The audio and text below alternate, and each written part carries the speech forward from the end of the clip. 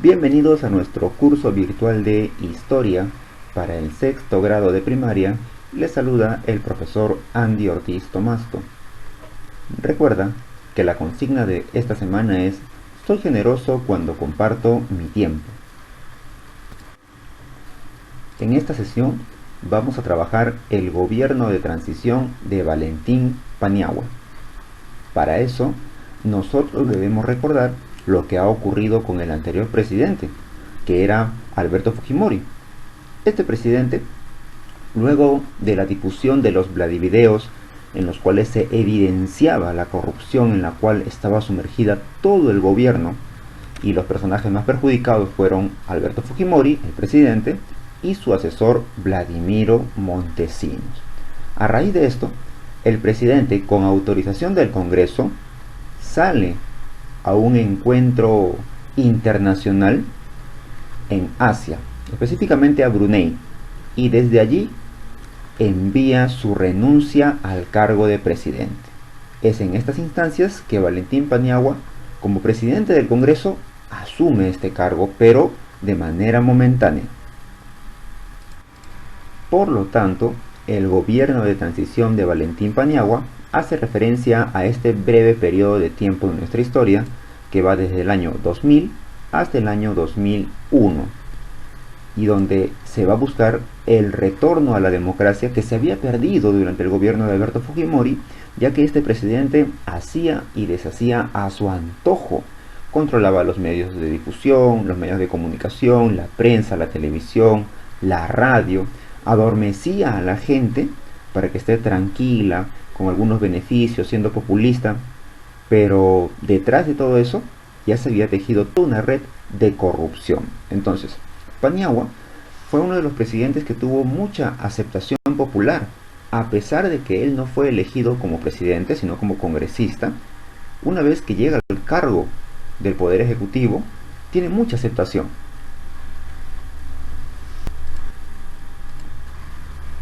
Veamos cómo fue el aspecto político durante esta época. Valentín Paniagua va a organizar a su Consejo de Ministros, como lo tiene que hacer cualquier presidente. Pero en este Consejo de Ministros destacan dos personas. La primera de ellas es el ex secretario general de la Organización de las Naciones Unidas. Estamos hablando de Javier Pérez de Cuéllar, y tú ya lo conoces. Es un personaje muy importante para la historia del Perú, que compitió en las elecciones del año 95 contra Alberto Fujimori y fue derrotado en primera vuelta. La población peruana, se perdió de un gran candidato, porque es una persona políticamente importante, de influencia internacional al haber pertenecido y dirigido la ONU por cierto tiempo. Y bueno, Pérez de Cuéllar en esta ocasión va a ser convocado por Paniagua para que apoye al pueblo peruano como ministro de Relaciones Exteriores y también como presidente del Consejo de Ministros. Lo más importante es convocar a elecciones. Esa es la principal función de un gobierno provisional, de un gobierno transitorio. Cuando los gobernantes, los esquemas democráticos se están debilitando y se están rompiendo, y asume el cargo de presidente un personaje adicional, como en este caso Valentín Paniagua, la primera función para retornar y seguir el camino democrático es convocar elecciones. Muy aparte de que haga o no algunas obras, su función es asegurar las elecciones próximas. Otro personaje importante es el general Antonio Quetín Vidal como ministro del Interior, y cuya función principal se centró en la captura de Vladimiro Montesinos, que ya se encontraba prófugo de la justicia. Cuando el presidente hace la convocatoria oficial a elecciones presidenciales, surgen pues algunos candidatos importantes. Veamos quiénes son estos candidatos que se lanzaban para las elecciones del año 2001. El primero de ellos, Alejandro Toledo, que ya había participado en una campaña anterior contra Alberto Fujimori, recuérdalo, pero acusa a este presidente de fraude electoral y organiza incluso la marcha de los cuatro suyos. Él sigue con su partido Perú Posible. Luego tenemos a un presidente que ya gobernó el Perú y que lo hizo verdaderamente mal. Estamos hablando de Alan García, quien vuelve de un exilio. Él mismo se había ido del país y regresa después de 10 años acá al Perú, siendo candidato del APRA, buscando nuevamente llegar al poder ejecutivo. Y por último, tenemos a la lideresa Lourdes Flores Nano, quien se ganó el apoyo de la población con su partido Unidad Nacional. Para empezar, por su característica fuerte, porque era una persona de vida política importante, influyente, y también por el hecho de ser mujer. Iba a ser la primera mujer presidente del Perú.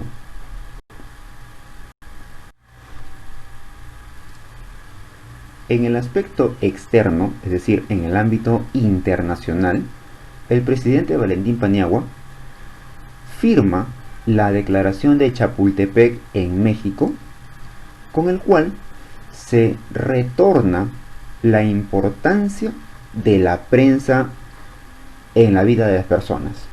¿En qué sentido? La prensa, es decir, los diarios, los periodistas, la televisión, los noticieros, durante la época de Fujimori habían sido controlados.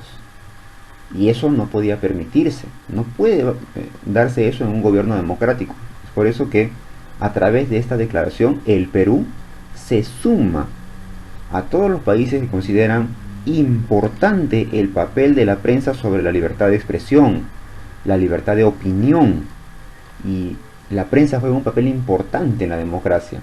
Si la prensa está comprada, no hace bien su función, nunca nos vamos a enterar si es que los presidentes, los congresistas, los ministros están actuando bien o si están actuando mal. Porque al fin y al cabo, ellos son trabajadores del Estado, trabajan para nosotros y nosotros tenemos que fiscalizarlos.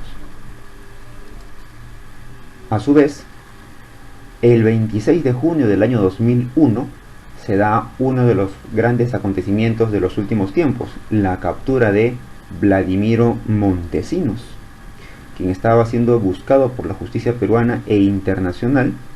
Esto ocurrió en Venezuela con la ayuda del presidente Hugo Chávez, quien revela la captura de Montesinos, aunque no da detalles. Hasta el día de hoy el Estado peruano no ha dado detalles de cómo fue esta captura, porque se decía que ya lo tenían, incluso dándole asilo, lo tenían resguardado a Vladimiro Montesinos en Venezuela, pero de pronto Hugo Chávez hace el pronunciamiento de que lo han capturado y va a ser trasladado al Perú, donde está cumpliendo ya sus penas.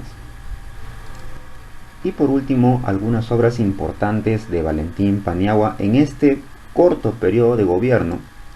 Por ejemplo, se desactiva el SIN, que era el Servicio de Inteligencia Nacional, liderado y guiado por Vladimiro Montesinos. Ahora se crea el Sistema de Inteligencia Nacional, que es el SIN.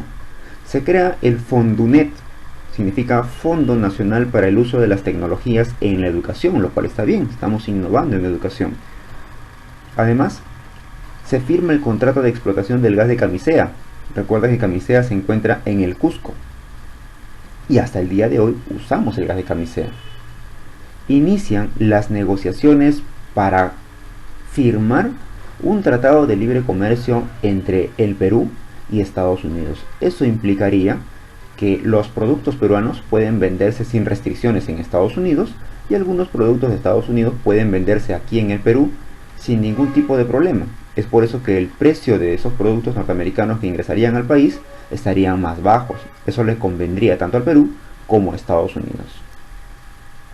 Y por último, y el aspecto tal vez más importante y significativo, es el establecimiento, la creación de la Comisión de la Verdad y Reconciliación, o por sus siglas CBR.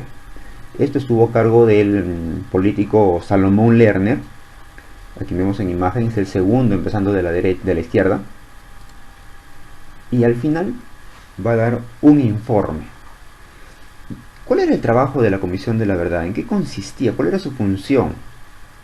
La principal función era hacer una investigación de todo lo que ha ocurrido en el Perú en el aspecto social, sobre todo con la violencia generada por los terroristas entre los años 1980 y 2000.